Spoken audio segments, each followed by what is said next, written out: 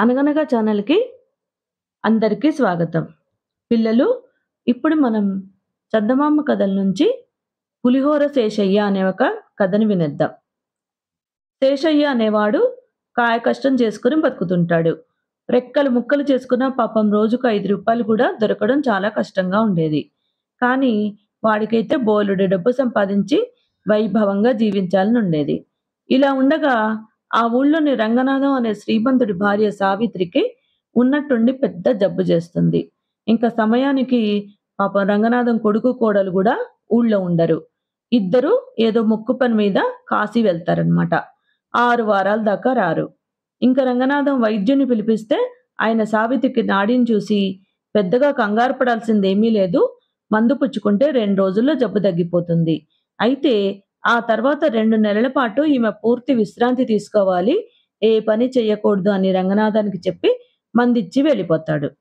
అప్పుడు రంగనాథము శేషయ్యకు కబురు చేసి ఇంట్లో తిండి పెట్టి రోజుకు రూ. 5 ఇస్తానని, తన ఇంట్లో వంటతో సహా అన్ని పనులు చేసి పెట్టాలని చెప్తాడు. ఇంక శేషయ్య తనకు వంట రాదంటే ఇంక సావిత్రి దగ్గరుండి అన్నీ నేర్పిస్తుందని హామీ ఇస్తాడు రంగనాథం. ఇంక శేషయ్య సరేనని ఆయన ఇంట్లో పనికి చేరతాడు. ఇంక శేషయ్య చలాకీ మనిషి. ఏ పని చెప్పినా ఇట్లే చేసేస్తాడనమాట. వంట కూడా అతనికి తొందరగానే వచ్చేస్తుంది. సావిత్రి అతన్ని మెచ్చుకొని, "ఆడపిల్లలకు గూడా ఇంత తొందరగా వంట రాదు. నువ్వు చాలా తెలివైన వాడివి. నీకు పని మీద దృష్టెక్కువ. తప్పకుండా వృద్ధిలోకొస్తావు" అని చెప్పేది. ఇంక శేషయ్య వంటను రంగనాథం గూడా మెచ్చుకునేవాడు. ముఖ్యంగా వాడెప్పుడైనా పులిహోర చేస్తే దాని రుచి అమోఘంగా ఉండేది. అలాంటి పులిహోర తామెప్పుడూ తినలేదని దంపతులిద్దరూ ఆనందపడితే, "ఏమోనండి నాకు తెలీదు. పులిహోర చేయడం నేను ఇంట్లోనే నేర్చుకున్నాను" అనేవాడు శేషయ్య. ఇలా 6 వారాలు గడిచిపోతాయి. ఇంక రంగనాథం కొడుకు, కోడలు కాశీ నుంచి తిరిగొస్తారు. ఇంకా ఆ ఇంట్లోమో శేషయ్య అవసరం లేదు. అందుకు శేషయ్య దిగులు పడిపోయి, "మీ ఇంట్లో నాకెంతో సుఖంగా ఉంది. నాకిచ్చే జీతము మీకేమి ఎక్కువ కాదు. కలకాలము నన్ను మీ ఇంట్లోనే ఉంచుకోండి. నమ్మకంగా పనిజేస్తాను" అని జెప్పి అంటాడు. ఇంకా రంగనాథం నవ్వి, "మా అబ్బాయి బయట పనులు చూసుకుంటాడు. నేనింట్లో ఉంటాను. కోడలేమో వంట పని జూసుకుంటుంది. మిగతా పనులు చేయడానికి నెలకు రూ. 25 ఇస్తే పనివాళ్ళు దొరుకుతారు. అలాంటప్పుడు ఇంత జీతమిచ్చి నిన్నెలా ఉంచుకుంటాం? ఎంత శ్రీమంతులైనా అనవసరపు ఖర్చులు తగ్గించుకుంటేనే ఆస్తి నిలబడుతుంది. నువ్వు కష్టపడి పనిజేస్తావు, నిజాయితీపరుడివి, నమ్మకస్తుడివి, ఆ పైన తెలివితేటలున్నాయి. నీకు మా ఇంటిని నమ్ముకోవాల్సిన అవసరం లేదు" అని అంటాడు. అయినా శేషయ్య దిగులు పడటం మానడు. కొంతసేపు తల వంచుకొని ఆలోచించి, "బాబూ, నా తెలివితేటలు మెచ్చుకునేది ఇంతవరకు మీరొక్కరే.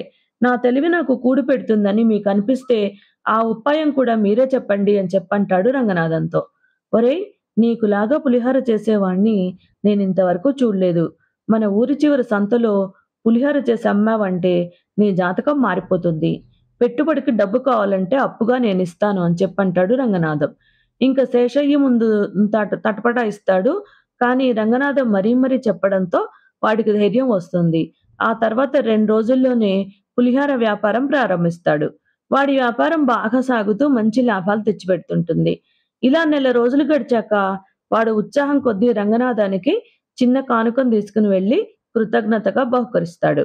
వ్యాపారం ఎలా ఉందని చెప్పి రంగనాథం అడుగుతాడు. దానికి శేషయ్య, "బాబూ, అంతా బాగానే ఉంది. కానీ ఒక్కొక్క రోజు పులిహోర పెద్ద గంగాళం నిండా చేసినా అంతా చెల్లిపోతుంది. ఒక్కో రోజేమో సగం గూడా చెల్లడం లేదు. మరీ ఎక్కువ చేస్తేనేమో కాసేపటికి చల్లారిపోయిందని కొందరు కొనడం లేదు. చాలా సరుకు వృధాగా అయిపోతోంది. అయినా లాభాలొస్తున్నాయి. కానీ కొంత సరుకు వృధా కాకపోతే ఇంకా ఎక్కువ లాభంగా ఉండేది" అని అంటాడు. ఇంక రంగనాథం దీనికి చిరాకు పడి, "వ్యాపారం అంటే కొనేవాళ్ళకు సదుపాయంగా ఉండాలి గానీ నీకు కాదు. కొందరు కొద్దిగా తినడానికే ఇష్టపడతారు. నీకు నీ సాయానికి ఒక మనిషిని పెట్టుకో. అప్పటికప్పుడు అన్నం వండడానికి, పులిహోర పోపు చేయడానికి, సరుకు వేడిగా ఉండడానికి పొయ్యి సెగ ఉండేలాగా 3 పొయ్యిలు సిద్ధం చేసుకో. జనానికి ఎలా కావాలంటే అలా, ఎంత కావాలంటే అంత పులిహోర ఇస్తుండు. ఇప్పుడు పళ్ళెం రూ. 1/2కి అమ్ముతుంటే అరపళ్ళెం పావలాకు అమ్ము. అలా చేస్తే నీ వ్యాపారం నీకు లాభాలు తెచ్చిపెట్టడమే కాక మరి కొంతమందికి ఉపాధి కల్పిస్తుంది" అంటూ మందలిస్తాడు.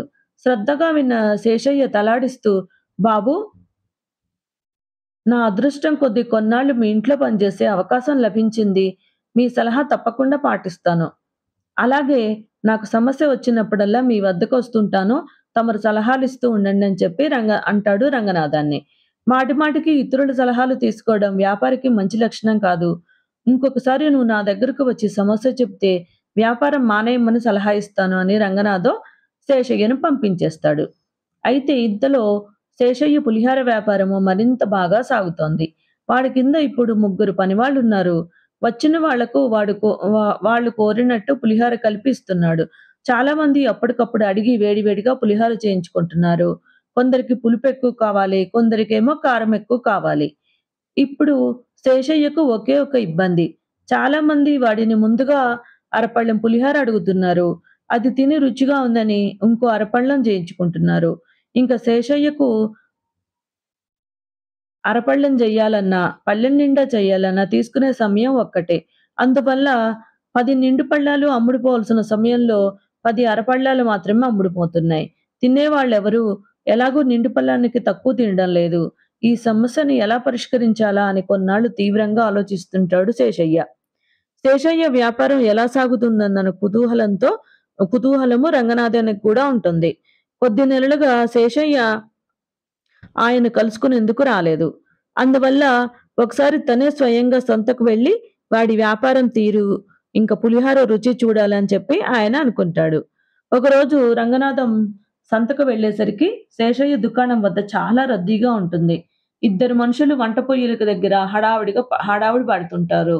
ఒక మనిషి సూరయ్యకి ఒక మనిషి శేషయ్యకి విస్తరాకులు, పళ్ళాలు, జనానికి మంచినీళ్లు అందిస్తుంటారు. సాయంకాలం అయ్యే కొద్దీ ఒకరి వెనక ఒకరుగా మనుషులు వస్తుంటారు. కూర్చోడానికి కూడా చోటు లేనంత రద్దీ తయారవుతుంది. ఇంక రంగనాథము శేషయ్య పళ్ళెం నిండా సర్దుతున్న పులిహోరను చూసి రూ. 1/2కి చాలా ఎక్కువే ఇస్తున్నాడు. నేనైతే ఇంత తినలేను. అరపళ్ళెం తీసుకోవాలి అనుకుంటూ దగ్గరికి వెళ్లి మంచినీళ్లు అందించే మనిషితో తనకు ఒక అరపళ్ళెం పులిహోర కావాలని చెప్తాడు. క్షణాల మీద పులిహోర అందుతుంది. కానీ రంగనాథాన్ని ఇంకా శేషయ్య చూడలేదు. రంగనాథం పులిహోరను చూసి అది పళ్ళెం నిండుగా ఉండడం గమనించి ఆశ్చర్యపోతాడు. అయితే అందించిన మనిషి అది అరపళ్ళెమే అనడంతో స్థిమితపడి రుచి చూస్తాడు. ఇంకా పులిహోర అద్భుతంగా ఉంటుంది. తనకు తెలియకుండా ఆయన అదంతా తినేసి పావలా కాసు తీసి మంచినీళ్లు తెచ్చిన మనిషికి ఇవ్వపోతే వాడు "అయ్యా! తమరు రూ. 1/2 ఇవ్వాలి" అని చెప్పంటాడు. "కానీ నేనడిగింది అరపళ్ళెం గదా!" అని చెప్పి అంటాడు రంగనాథం కాస్త గట్టిగా. అప్పుడు శేషయ్య గొంతు గుర్తుపడి తలెత్తి చూసి రంగనాథానికి చటుక్కున నమస్కరించి "ఒరేయ్! ఆ బాబు దగ్గర డబ్బు తీసుకోకు" అంటూ తన మనిషిని హెచ్చరిస్తాడు. ఇంక రంగనాథం అక్కడ రద్దీ కాస్త తగ్గేదాకా ఆగి శేషయ్యతో "వ్యాపారం లాభాలెక్కువ రావాలనుకోవడం తప్పు కాదు. కానీ జనాన్ని మోసం చేయకూడదు. నీ మనిషి నాకు అరపళ్ళెం పులిహోర ఇచ్చి నిండు పళ్ళెం ధర అడుగుతున్నాడు" అని చెప్పి అంటారు. అందుకు శేషయ్య నవ్వి "బాబూ! అందరూ ఒక నిండు పళ్ళెం బదులు 2 అరపళ్ళాలు తింటుంటే నాకు పని ఎక్కువైపోతుంది. అరపళ్ళెం ఇవ్వనంటే జనం పులిహోర కొనకుండా వెళ్ళిపోతున్నారు. అందుకని నిండు పళ్ళాన్నే అరపళ్ళెమని రూ. 1/2కి అమ్ముతున్నాను. నేను సరుకు తగ్గించలేదు, ధరను పెంచలేదు. నిండు పళ్ళానికి అరపళ్ళెమని పేరు పెట్టాను అంతే. ఇందులో మోసం ఉందంటారా" అని చెప్పి అంటాడు. "ఏమాత్రం లేదు" అని రంగనాథము శేషయ్య భుజం తట్టి "ఇకపై నువ్వు మామూలు శేషయ్యగా కాకుండా పులిహోర శేషయ్యగా పేరు తెచ్చుకోగలవు. చాలా సంతోషం" అని అక్కడి నుంచి వెళ్ళిపోతాడు. కథ కంచికి మనమెంటికి. నచ్చితే లైక్ చేయండి, షేర్ చేయండి, సబ్స్క్రైబ్ చేయండి.